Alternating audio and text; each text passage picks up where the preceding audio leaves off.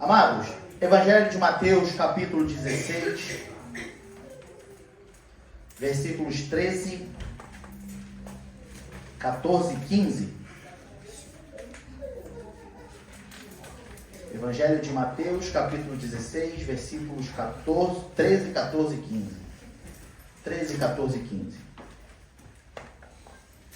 Diz assim a palavra do Senhor.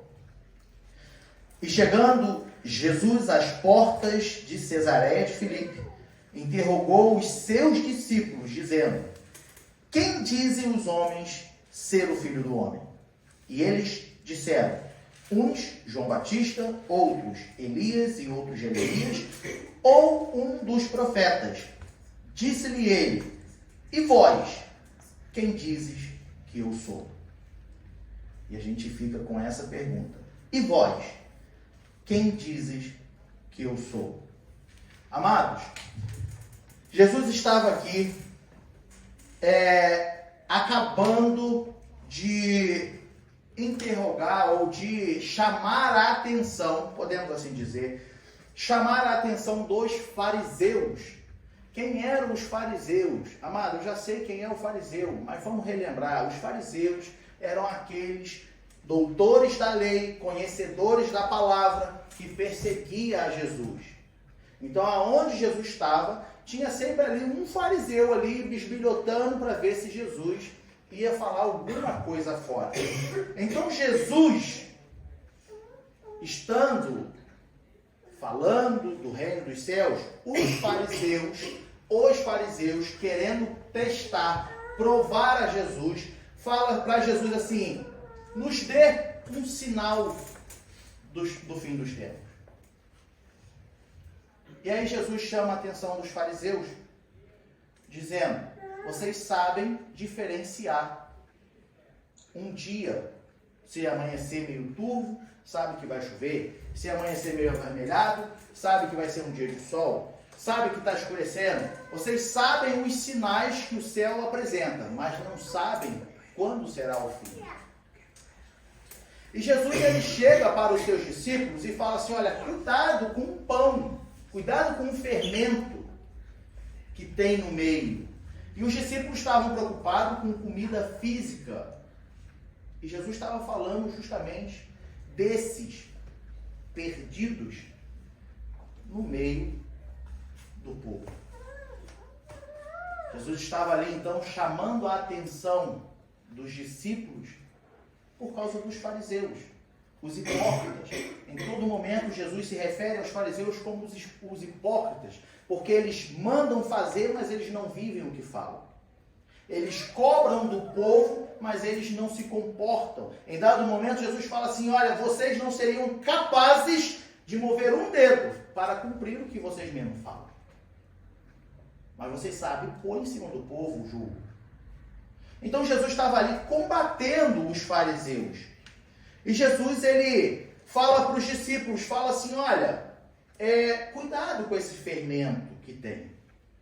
E então Jesus vira para eles, quando chega em Cesareia de Filipe, chega para eles e eu vejo, eu imagino Jesus andando com os discípulos em direção a Cesareia de Filipe, e andando com os discípulos e pensando assim: eles ainda não entenderam também quem eu sou.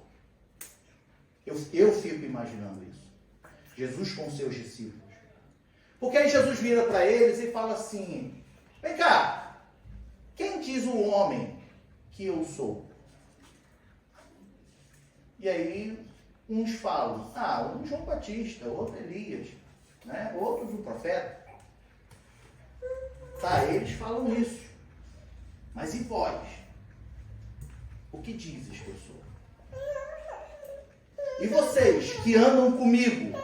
E vocês que comem comigo? E vocês que testemunham tudo que eu faço? O que vocês falam de mim?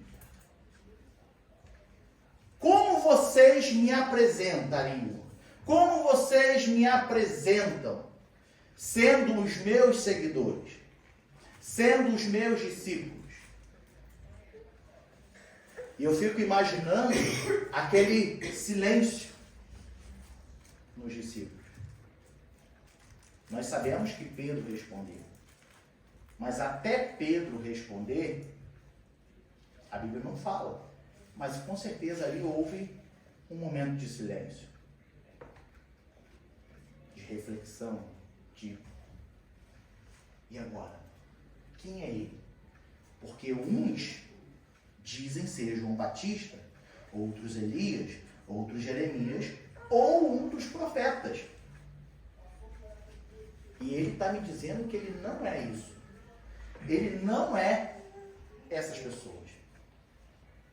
Quem é ele?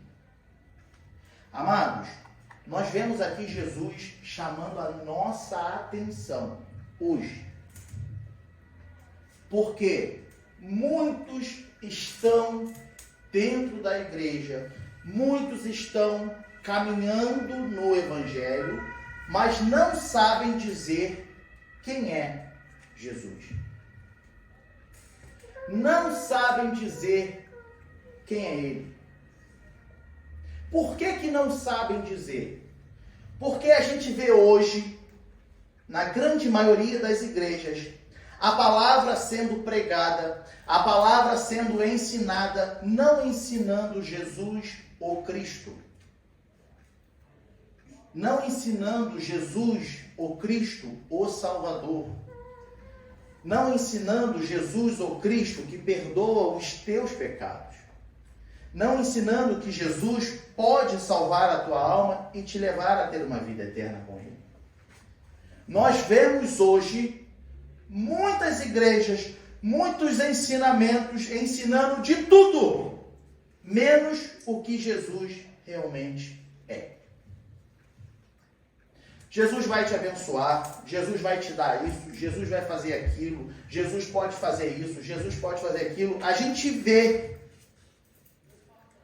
em todo momento uma impressão de que Jesus é o nosso mordomo. Os ensinamentos que nós vemos nos passa a impressão de que Jesus é simplesmente um servo nosso. Só porque ele lavou os pés do discípulo, eles colocam Jesus na posição de servo. E se esquecem que Jesus é o Cristo, o Senhor. Ele é o nosso Salvador. Nós dependemos dele para ser salvo, e não ele de nós. Muitos estão tratando dentro das igrejas um Deus que só pode abençoar, mas se esquecem de falar do Deus que também é justiça. Também se esquecem de falar de um Deus que também é fogo consumidor. Apresentam somente o lado de um Deus que é bonzinho. E sim, Deus é bonzinho para os seus, para aqueles que o temem, para aqueles que o obedecem. E o ser bonzinho de Deus, no vocabulário, no vocábulo desses pregadores, não é no conceito de que ele vai te dar tudo na mãozinha, mas de que ele sim, ele pode te capacitar a passar pelos teus problemas. Porém, não vai te livrar de deixar de passar problemas nessa vida. Você vai continuar passando problemas nessa vida. Sabe aquela passagem de quando os discípulos estão num barco, navegando, e vem a tempestade, Jesus estava onde? Lá, dormindo. E aí os discípulos ficam, alvoroçados e vão lá e acordam Jesus dormindo e falam: mestre, não te importas que a gente afunde? E aí eu imagino Jesus acordando, porque Jesus era também 100% homem. Ele precisava dormir, ele precisava comer, ele ficava cansado. Naquele tempo não tinha carrinho de luxo, ônibus, U-Bahn, S-Bahn, não tinha nada disso. Era na canela. Era naquelas lapas de couro seco que andava o dia inteiro no deserto, com o pé todo sujo, pisando em pedra. Muitas vezes machucava o pé. A gente não se atenta nisso. E Jesus estava o tempo inteiro andando. Então Jesus entrou no barco e foi descansar. Aí os discípulos aguardam o mestre. Mestre, mestre, mestre. Não te importas? Aí ele olha e fala assim, por que vocês estão me aguardando? Homens de pouca fé. Aí a Bíblia diz que Jesus vai lá e acalma a tempestade. Dentro do que a gente está falando, Deus não vai te livrar, não vai deixar, ou vai permitir que você continue passando por tempestades na sua vida. Você não está livre delas. Mas a vantagem dos discípulos é que a tempestade veio, mas Jesus estava no seu barco. Você não vai deixar de passar tempestades, mas com Jesus no seu barco, ele pode acalmar a tempestade. Aleluia. Mas ele disse, no mundo tereis aflições. Só que as doutrinas, os ensinamentos que temos visto, é de que ele vai te abençoar, você não vai ter problema, ele vai te dar dinheiro, ele vai te dar casa, ele vai te dar carro, entrega isso para Jesus que ele vai te dar em dobro, barganhando com Deus. E esse não é o propósito de Deus. O apóstolo Pedro, ele escreve assim, escrevo a vós como a forasteiros. Nós estamos nesse mundo de passagem. Nós estamos de passagem. Eu preciso trabalhar, eu preciso estudar, trabalhar, ter dinheiro para viver, porque hoje tudo depende do dinheiro. Mas tudo isso vai ficar aqui. A minha vida é de passagem nessa terra. Eu nasci, cresci, amadureci, envelheci e morri. É o ciclo da vida. E as pessoas querem buscar a Deus para essa vida. As pessoas querem de Deus para essa vida. Porque a pessoa está passando um problema na vida dela, aí procura quem? A igreja. Ah, não, vou na igreja para Deus me abençoar. Aí, pela misericórdia de Deus, ele concede o perdão, concede a cura. Não sei o problema. Aí, o que essa pessoa faz? Sai da igreja. Aí vai viver a vida dela. Aí volta a pessoa de novo, com problema. Aí chega na igreja. Ah, Deus. Aí começa a frequenta um ano. Aí começa a caminhar. Aí quando a gente olha para a vida da pessoa, a gente fala assim, olha, graças a Deus, né? A gente acredita que está tomando uma posição com Deus. Aí daqui a pouco some de novo. Aí tu vai atrás da pessoa, pergunta, ô meu irmão, minha irmã, está acontecendo? Não, porque eu estou muito ocupado para ir na igreja. Pessoas que querem só as bênçãos de Deus para essa vida. Mas por que existem pessoas assim? Porque existem ensinamentos. E por que existem ensinamentos assim? Porque existem pessoas que só vão atrás desses ensinamentos. Se o servo de Deus, a serva de Deus, a pessoa entender que Deus é muito mais do que nós podemos ter nessa vida terrena, esses ensinamentos acabariam. Se você combatesse esses ensinamentos, eles acabariam. Mas o ser humano está atrás de buscar algo que satisfaça o seu próprio ego. O ser humano quer ouvir palavras de conforto. O ser humano quer ouvir que Deus vai curar. O ser humano quer ouvir que Deus vai abençoar, que Deus vai te dar isso, que Deus vai te dar aquilo. É isso que o ser humano quer ouvir. E essas doutrinas de demônios, têm entrado no meio da igreja. Aí você pergunta para a pessoa, quem dizes que Jesus é? O que diz? O que você diz? Quem é Jesus para você? Aí a pessoa, não, porque ele é meu abençoador. Ele é o meu galardoador.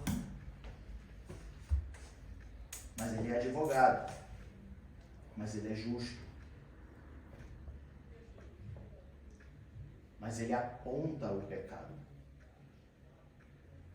Ele traz o pecador a se arrepender. Nós temos que buscar o ensinamento que a Bíblia nos traz, falando do Cristo, o crucificado. O apóstolo Paulo, põe lá por gentileza, 1 Coríntios, capítulo 2, versículo 2. O apóstolo Paulo fala assim, eu não vim entre vós a falar do Cristo, o Cristo crucificado. Porque nada me propus saber entre vós, senão a Jesus Cristo e esse crucificado. Falar de Jesus. Mas falar o que de Jesus? O que ele veio fazer pela sua vida? O que ele veio? Qual o propósito dele? Qual é o propósito dele? Não é só te dar casa aqui nessa vida. Não é só te dar carro aqui nessa vida. Não é te dar dinheiro aqui nessa vida. Não é simplesmente curar as suas enfermidades nessa vida. Ele quer a sua alma. Ele quer salvar a tua alma. Ele quer transformar o seu coração. Mas o apóstolo Paulo já nos falava, lá em 1 Timóteo, quando ele alerta Timóteo, no capítulo 4, ele diz assim, versículo 1 e 2, mas o Espírito de Deus, expressamente diz que nos últimos tempos apostatarão alguns da fé. Por que eles vão sair? O que é apostatar? Estou caminhando com fé e falo, não quero mais, vou voltar. Por que apostatarão alguns da fé? Porque dão ouvidos a espíritos enganadores e a doutrinas de demônios, pela hipocrisia de homens que falam mentiras, tendo cauterizado a sua própria consciência. Pessoas que querem trazer justificativas da palavra para justificar o seu jeito de viver. Porque eu vivo assim, porque tem um versículo na Bíblia, ele nem leu o contexto, ele nem sabe o que está querendo dizer, mas está escrito, realmente está escrito. E a pessoa arranca aquilo de contexto para justificar o seu estilo de vida. E como se não bastasse, além de justificar o seu estilo de vida, ele quer ensinar para os outros o seu estilo de vida. E com isso, a doutrina vai morrendo. As pessoas não vão sabendo dizer quem é realmente Jesus Cristo. Pessoas com anos de caminhada já vieram perguntar por que Jesus morreu na cruz do Calvário.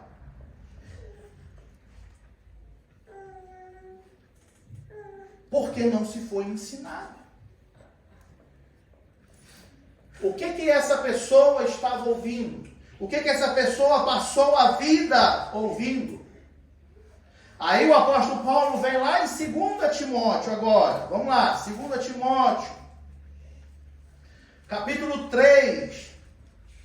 Ele diz assim, olha, sabe porém isto, que nos últimos dias sobrevirão tempos trabalhosos, porque haverá homens amantes de si mesmos, avarentos, presunçosos, soberbos, blasfemos, desobedientes a pais e mães, ingratos, profanos, sem afeto natural, irreconciliáveis, caluniadores, incontinentes, cruéis, sem amor para com os bons, traidores, obstinados, orgulhosos, mais amigos dos deleites do que amigos de Deus.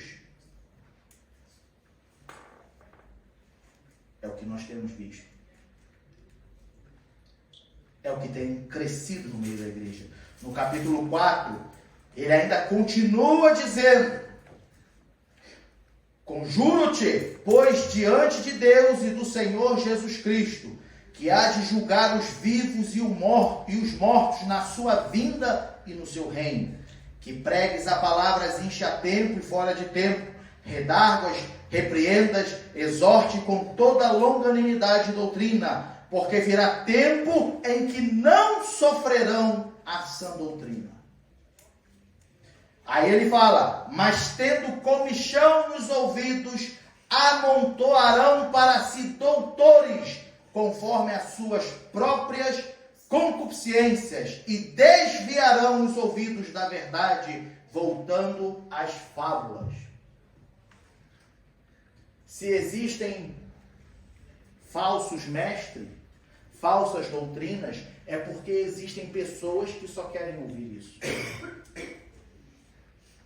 Por isso que ele diz: não sofrerão a sã doutrina, mas tendo comichão nos ouvidos. Eu não quero ouvir isso que o pastor está dizendo. Eu vou na internet, porque lá eu vou achar uma palavra que vai falar do meu problema. Vou pesquisar lá na internet, porque lá eu vou achar, falando que Deus vai me dar uma casa, que Deus vai me dar um carro. Vou pesquisar na internet, porque lá eu vou achar a resposta para o jeito que eu vivo, com a situação que eu vivo, o meu problema que eu vivo hoje. Com comichão nos ouvidos, amontoarão para si doutores, conforme as suas próprias concupiscências. Quando eu vou atrás dessas pessoas para ouvir o que elas falam, para satisfazer o meu ego, o meu eu estou dando ibope para elas. Eu estou dando força para elas. Eu estou dando credibilidade para elas. E com isso, elas crescem. Essa doutrina de demônio cresce. E assim, o verdadeiro propósito de Jesus Cristo vai ficando do lado. Meu irmão, e o que eu devo ouvir? Vamos lá na nossa leitura bíblica introdutória. Quem lembra onde foi? Romanos capítulo 7, versículo 7, versículo 8, versículo 9. Que diremos, pois? É a lei pecado? De modo nenhum. Mas eu não conheci o pecado, senão pela lei, porque eu não conheceria a concupiscência, se a lei não me dissesse: não cobiçarás. Mas o pecado, tomando ocasião pelo mandamento, despertou em mim a concupiscência, porquanto sem a lei estava morto o pecado. E eu, não algum tempo, vivia sem lei, mas vindo o mandamento, reviveu o pecado e eu morri. E o mandamento que era para a vida, achei eu que era para a morte. Porque o pecado, tomando ocasião pelo mandamento, me enganou e por ele me matou. Assim, a lei é santa e o mandamento santo, justo e bom. Sabe o que ele está dizendo aqui? A palavra veio para expor os meus pecados. O mandamento, a lei, foi imposta para mostrar o teu erro, o meu erro. Por isso que nós temos a palavra. Por isso que eu não posso distorcer a palavra. Porque a função da palavra na minha vida é expor em mim os meus pecados. É expor em mim os meus erros. Jesus, ele deixou a sua palavra, Deus deixou a sua palavra, os mandamentos, a lei, para que pudesse o povo ver aonde estavam os seus pecados. Se eu não tenho a Bíblia, se eu não leio a Bíblia, se eu não ouço a Bíblia, eu não sei se estou errado. A Bíblia, a lei, a Escritura, a doutrina, ela aponta o meu pecado em mim. E por que isso, meu irmão? para que a gente supervalorize a graça. Porque onde abundou o pecado, superabundou a graça. Se eu preciso ver em mim os meus pecados, eu preciso ver em mim todo dia aonde eu estou errando, e assim então eu vou valorizar a graça, o favor imerecido do nosso Deus para conosco. Só então, quando eu vejo os meus pecados, que eu olho para a cruz e entendo o sacrifício que Jesus fez. Agora, se eu não prego arrependimento, se eu não prego o pecado, como nós vamos nos arrepender? A Bíblia, a lei, as Escrituras, a doutrina é para mostrar o quanto eu estou errado. Por mais tempo de crente que eu tenho, por mais experiência que digo ter, eu sou pecador. O homem não é pecador porque peca. O homem peca porque é pecador. Meu irmão, é redundante, não é? Porque nós pecamos porque é a nossa natureza pecaminosa. O apóstolo vem nos dizer que nós nascemos no pecado. E todos pecaram e destituídos estão da glória de Deus. A nossa natureza é pecaminosa. O que nós ouvimos na escola dominical? Que o coração do homem tende sempre a o quê? A se apoiar em cima do erro dos outros. Ah, não, eu vou me justificar porque fulano e assim é pior do que eu. Porque é a natureza pecaminosa.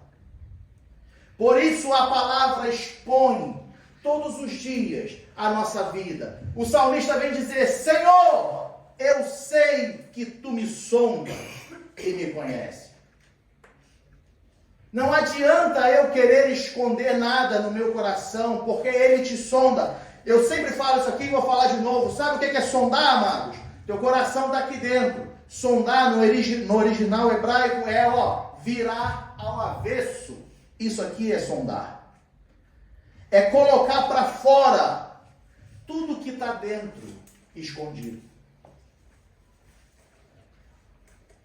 Sondar. Eu sei que tu me sonda. Eu posso estar rindo, eu posso estar aqui feliz, mas o Senhor está sondando o meu coração. Aquele problema, aquele pecado, aquele comportamento que eu não falo para ninguém. O Senhor está sondando o meu coração. E toda vez que eu abro a Bíblia e eu leio o salmista falando: Senhor, eu sei que tu me sonda, eu falo: meu Deus, tem misericórdia na minha vida. Agora eu digo para você, a Bíblia, ela está aqui para apontar os nossos pecados, a fim de que a gente se arrependa e a gente entregue a nossa vida, a nossa alma, o nosso comportamento nas mãos do Senhor Jesus Cristo, porque Ele é o nosso Salvador. Ele pode salvar a tua vida, Ele pode te libertar. Sabe por quê? Um dos propósitos que Jesus operou os milagres, quando a gente lê nos evangelhos, Mateus, Marcos, Lucas, João, nós vemos ali então os milagres que Jesus operou. Aqueles milagres não foram meras coincidências. Porque tinha ali um enfermo. E aí Jesus passou e curou. Não. Quando nós olhamos para os milagres que Jesus fez, a Bíblia nos mostra que Ele tem o poder para atuar em todas as áreas da tua vida. Se tiver morto, Ele ressuscita. Se tiver enfermo, Ele cura. Se tiver cego, torna a ver. Se tiver ouvido, se tiver surdo, volta a ouvir. Ele tem o poder para atuar em todas as áreas da tua vida. A fim de quê? De transformar, de te libertar. Para quê? Para ser servo do Senhor. para que você tenha salvação, para que você chegue no céu, para que você se assente à mesa com Ele, para que você possa, talvez, abraçá-lo quando lá chegar. O que Jesus tem para ti não se limita a esse mundo. O que Ele tem para nós é muito maior do que nós podemos imaginar. Só que enquanto você estiver procurando palavras que amaciem, que satisfaça o seu ego, que satisfaça o seu eu, não haverá arrependimento. A gente estava conversando durante essa semana e a gente viu uma possível matéria nos Estados Unidos de um juiz que quis levantar a causa de que vai proibir na igreja falar de arrependimento. Não se pode falar em arrependimento. Porque ele é cristão e ele tem uma outra visão do que é o cristianismo, do que é ser cristão. Meus irmãos, nós somos pecadores. E essa palavra que aqui está, comprovada pelo Espírito, tudo que nela aqui está, é para nossa edificação. E ainda mais para mostrar o quanto você e eu somos pecadores. O quanto você e eu precisamos todos os dias nos arrepender. O quanto você e eu, todos os dias, precisamos pedir perdão. O quanto você e eu, todos os dias, precisamos melhorar. Precisamos crescer. Precisamos amadurecer. Precisamos buscar mais intimidade para com Deus. Ele morreu na cruz. E não foi à toa. Mas foi para trazer salvação. Foi para estar no barco com você. Durante essa maré que é a nossa vida aqui na Terra. Um dia de sol, maré mansa. No outro dia, tempo fechado, tempestade. Mas Ele está ali no teu barco contigo todos os dias. Entregue a tua vida ao Senhor. Confia nele. E o mais Ele fará. Amém?